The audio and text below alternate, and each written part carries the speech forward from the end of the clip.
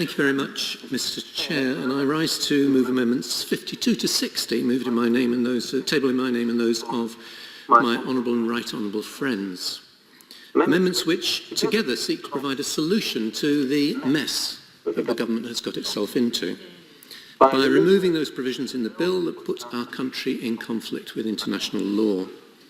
And we do so because we want to maintain our reputation as a country that respects the rule of law, because we want to see a successful internal market for the whole of the UK when we leave the transition on the 31st of December, and because we want to see the Prime Minister deliver the oven-ready deal with the EU that he promised the British people last December, a deal which pledges tariff and barrier-free trade, services as well as goods, along with safeguarding workers' rights, consumer and environmental protection, and which offers a broad, comprehensive and balanced security partnership underpinned by continued adherence and giving effect to the European Convention on Human Rights. But this bill makes that less likely. Our talks with the European Union are damaged, our reputation in the world is trashed, and it's a mess that was completely unnecessary. And a mess that's not resolved by the amendment tabled in the government's name. This so-called compromise may calm some members opposite, but it doesn't resolve the issue. The breach of international law that has led to the resignation of the head of the government's legal service, Jonathan Jones. That has led to the resignation of the Advocate General, Lord Keane, who said in his letter to the Prime Minister that he could not reconcile his obligations as a law officer with this bill, as he could find, quote, no respectable argument for the provisions at clauses 42 to 45.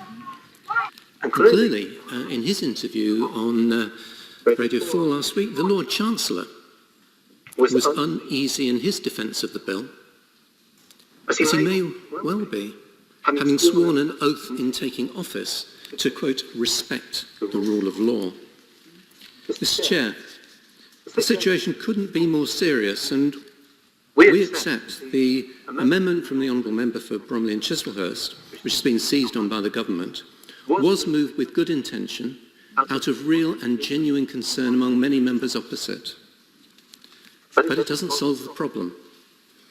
In providing for a vote subsequently, the government are offering a sticking plaster to solve consciences, but we will still be acting in contravention of international law. Not when we enact the provisions of the bill, but when it passes onto the statute book. And the government's amendment doesn't change that fact. So let's look at the withdrawal agreement, as the Right Honourable Member for Maidenhead did in her intervention earlier. It was negotiated by the Prime Minister. It was signed by the Prime Minister. It was commended to the electorate as the reason to vote for the Conservative Party in December's election. But now apparently it's so flawed that we're being asked to break the law. Mr. Chair, I saw the argument advanced by the Attorney General that it's okay to breach international law if it's a decision taken constitutionally. That clearly flies in the face of the Vienna Convention, to which we are a signatory, and which makes it clear in Article 27 that a party may not invoke the provisions of its internal law as justification for a failure to perform a treaty. And I will. My honourable friend for giving way, and he's making some absolutely crucial points, particularly around the Vienna Convention. Does he accept that there is an issue here that goes well beyond the provisions in this bill and the process we're discussing regarding the internal market? This has damaged Britain's reputation on the world stage when we have the Right Honourable Member talking about breaking law, when we have an Attorney General who regularly attacks human rights that the Minister has just told us that the government wants to protect, when we have a Lord Chancellor who talks about fudging the law. This is fundamentally damaging Britain on the world stage and our ability to influence and work with others. Well, I thank my honourable friend for that intervention, and he sums up well the seriousness of the decision that's before us today.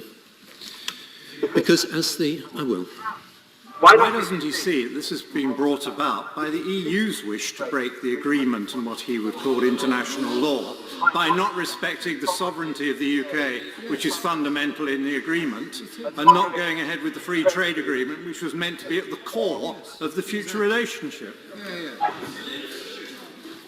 Well, I thank the member for that intervention, and I'd be interested to know his views on Article 184 of the withdrawal agreement, which embraces the political declaration as the basis for securing our future relationship. But I would simply cite in terms of intentions of both parties, the government's response to the Northern Ireland Select Committee report on unfettered access, in which they said these talks began in March and continue throughout the summer in spirit of good faith and mutual respect. And on page 7, the government is extremely confident that the European Union is working in good faith. That's the government's view. So, see,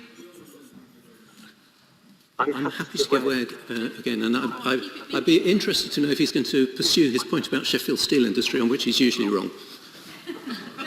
Well, I'm actually going to look very briefly at a simple point, which is that apart from our own judges, the question in the German Federal Constitutional Court in December 2015 clearly stated that international law leaves it to each state to give precedence to national law.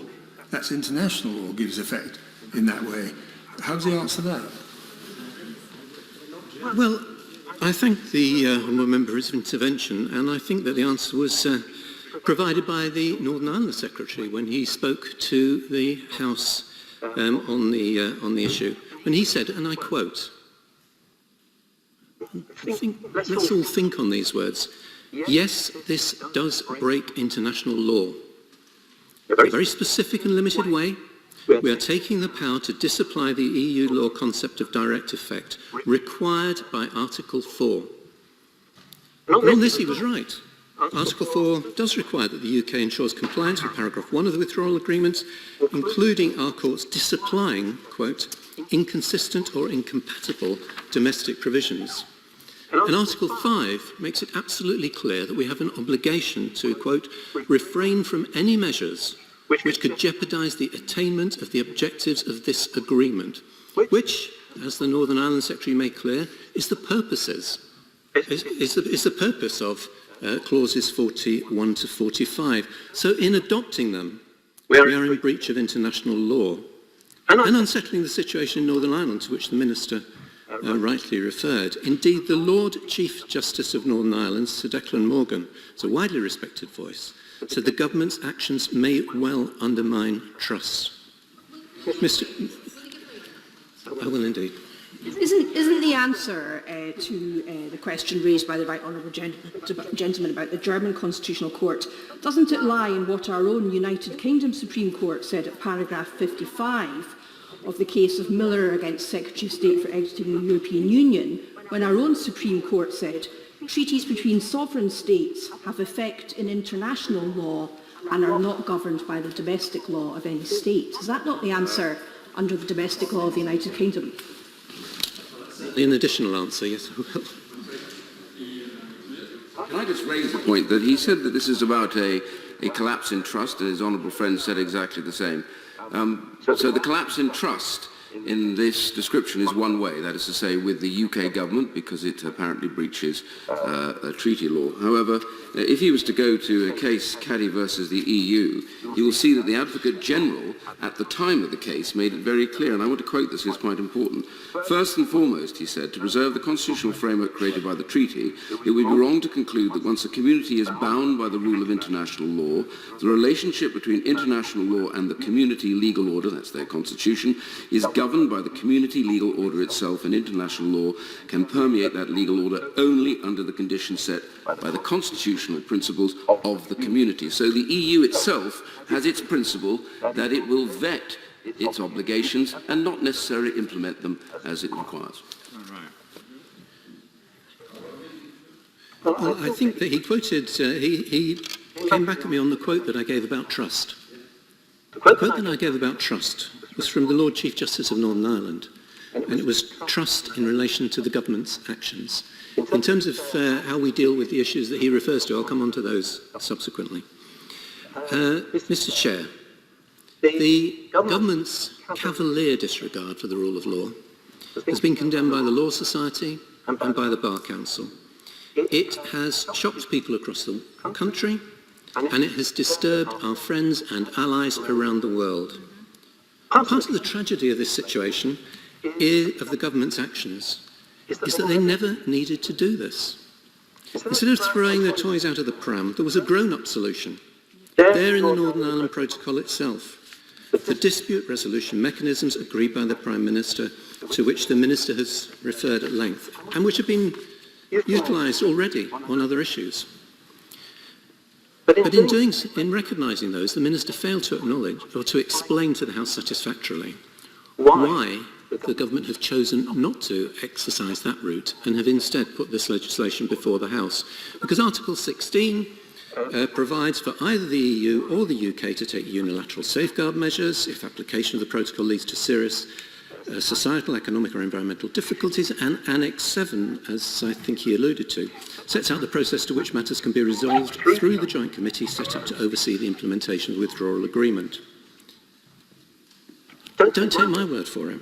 The former Attorney General, Honourable Member for Torridge and West Devon, who I seem to recall was once celebrated in the Conservative Party, made the case in the Times last week when he said, quote, "There are clear and lawful responses available to Her Majesty's government, which, quote, include triggering the agreed independent arbitration procedure set out in the withdrawal agreement, and in extremis, these might legitimately extend to taking temporary and proportionate measures where they're urgently necessary to protect the fundamental interests of the UK."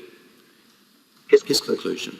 And the Prime Minister couldn't answer my right honourable friend, the member for Leeds Central, at the liaison committee last week, when he asked the simple question why he had not been prepared to use these measures, which he negotiated, to resolve any disagreements, rather than engage in law breaking. So let me ask the Minister a simple question on which I hope he'll come back at the end of this very long debate. On the question of state aid, which the Chancellor of the Duchy of Lancaster said was a matter for the Joint Committee. Would the Minister be able to confirm in his winding up whether the government has actually raised its concerns there for resolution?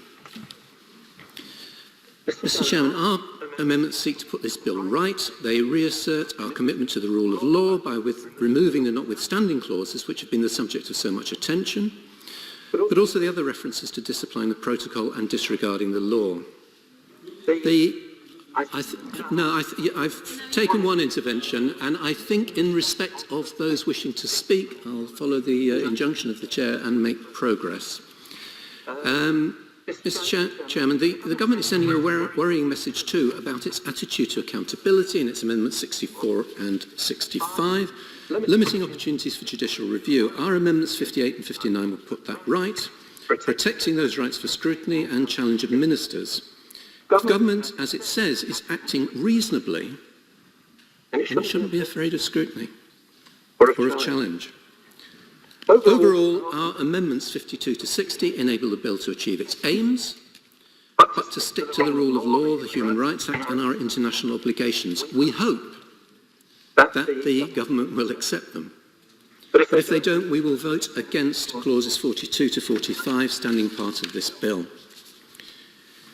Many members opposite talk about their ambition for global Britain. We share the desire for strong trading partnerships after we leave the transition. But that will be undermined by flouting international law, and the government know that. The Foreign Secretary was dispatched to Washington last week to calm fears. His visit seemed to make things worse.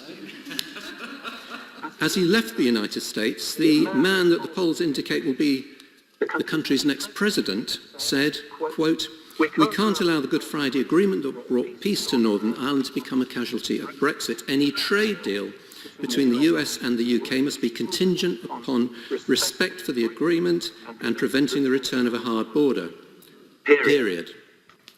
Adding to those views expressed on both sides of the aisle in Congress, who have said there'll be no US trade deal if this bill proceeds unamended. And we should remember that the UK and the US are co-guarantors of the Good Friday Agreement, a responsibility that a future President of the United States seems to be taking more seriously than the government. Mr. Chair, this debate is about our place in the world. It's about our values. It's about the sort of country that we want to be. If we cannot comply with our treaty obligations, how can we ever demand that others do so? We are giving a green light to oppressive governments from China to Belarus who flout the rule of law. This bill has deeply damaged trust in our country and our place on the global stage. In our votes tonight and tomorrow, we have an opportunity to rebuild our reputation, to make it clear that we are a country that can keep its word, a country that can make agreements and stick to them, a country that believes in the rule of law. Let's not fail in that responsibility.